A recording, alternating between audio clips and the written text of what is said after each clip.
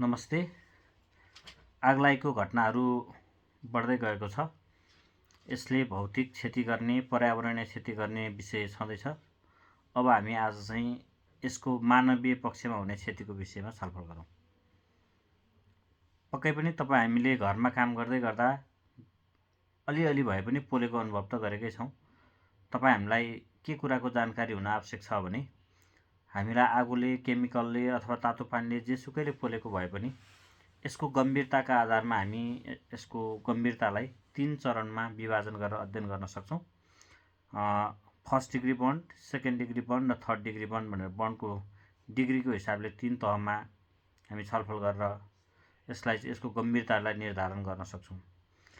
First degree burn भनेको के हो भने जब तपाईलाई कुनै चिजले पोल्छ र त्यसको शरीरको पोलेको भागमा सामान्य रातो रेडनेसहरू मात्रै आउँछ भने त्यसलाई हामी फर्स्ट डिग्री बर्न भन्छौँ। त्यो लाइफ थ्रेटनिङ हुँदैन, त्यसले जीवनलाई सङ्कटमा पार्दैन।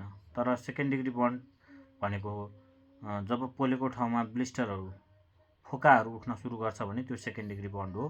कहिलेकाहीँ सेकेन्ड डिग्री बर्नको कभरेज धेरै भयो भने र यसको सेन्सिटिभ पार्टमा भयो भने यो जोखिम हुनसक्छ।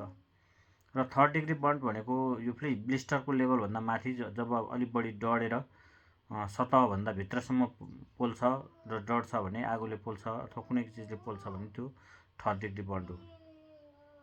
हामीले जलाइ वा पोलाइको सामान्य हिसाबले हेर्ने हो भने उपचार दीर्घकाल लामो समयसम्म उपचार गर्नुपर्ने, बारम्बार फलोअप गरिरहनु पर्ने हुन्छ। त्यसैले यस्ता घटनाहरूबाट हुने जटिलतालाई न्यूनीकरण गर्न, छिटो रिकभर गर्न र कम खर्चमा नै उपचार सहज रूपमा प्राप्त गर्न हामीले जल्नु र पोल्नबाट रोक्नु त पर्छ नै।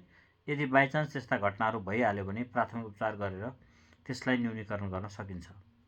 के गर्ने त प्राथमिक उपचार?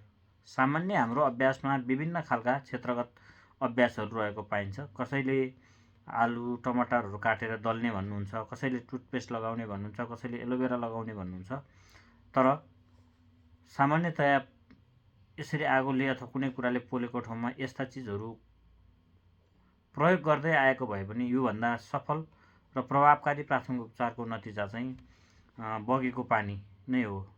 सफा स्टिल रनिङ वाटरलाई चाहिँ हामीले पोलेको ठाउँमा लगायौँ भने केही समयसम्म त्यसले सफा पानीले धोयौँ भने त्यस्ता घाउहरूको जटिलता कम गर्नलाई मद्दत पुग्छ, साथसाथै छिटो रिकभर हुन पनि सहयोग पुग्छ। त्यसैले हामीले आगलागी हुनबाट जोग्यौँ र यदि आगलागी भएर अथवा कुनै कारणवश शरीरमा चाहिँ पोल्यो भने यसलाई चाहिँ स्टिल रनिङ वाटरले कम्तीमा 20 मिनटसम्म वास गरेर अनि जति सक्यो सुरक्षित तरिकाले अस्पतालसम्म ल्याउन सक्यो भने बिरामीलाई कम लागतमा र छिटो रिकभर गरेर चाहिँ उपचार गर्न सकिन्छ।